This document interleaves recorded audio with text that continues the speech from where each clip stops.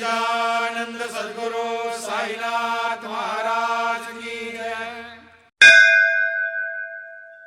நாங்கள் துதி பாடுகிறோம், நீங்கள் கேளுங்கள். நடைமுறையில் ஏற்றால் நன்மை பயக்கும். பிரபஞ்சத்தில் தாரகம் ஒரே ஒரு குரு பெயர் மட்டுமே. ஆன்மா அதன் மூலம் திருப்தி அடைகிறது. உங்கள் சக்தி நித்தியமானது. அவர் விரும்புவது தீவிர பக்தி. தாசன் பயனற்ற வார்த்தைகளை கூறவில்லை. விஸ்வநாதர் நம் அனைவரையும் காக்கட்டும்.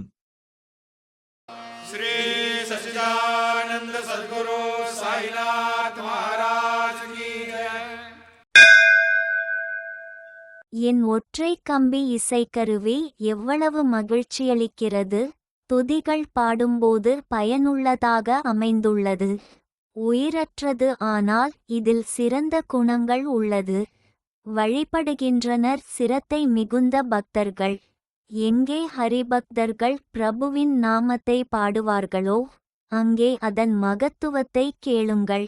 தாசி கோருகிறாள், தேவனே, எனக்கு தீர்வு கிடைக்க வேண்டும். அன்புடன் உன்னை பாராட்டும் போது.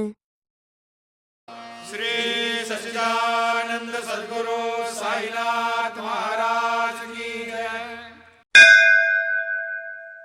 நாங்கள் உலவுகின்றன மனிதர்கள். எங்களில் அன்பு உணர்ச்சிகளே இல்லை. ஆணவத்தின் அன்றாட நடத்தையால் எமக்கு எவ்வாறு இறைவன் கிடைப்பார்? எவர் காம கோப மோகத்தில் மிதக்கின்றனரோ அவர்கள் ஒருபோதும் அமைதியை அடைய மாட்டார்கள்.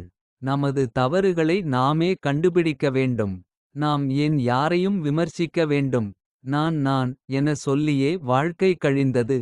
நெருப்பில் சேரும் இந்த உடல் தந்திரத்தையும் மற்றும் நிஜ சுயநலத்தையும் விட்டு. தாசன் கூறுகிறான் பரோபகாரத்தை ஏற்றுக்கொள்ள.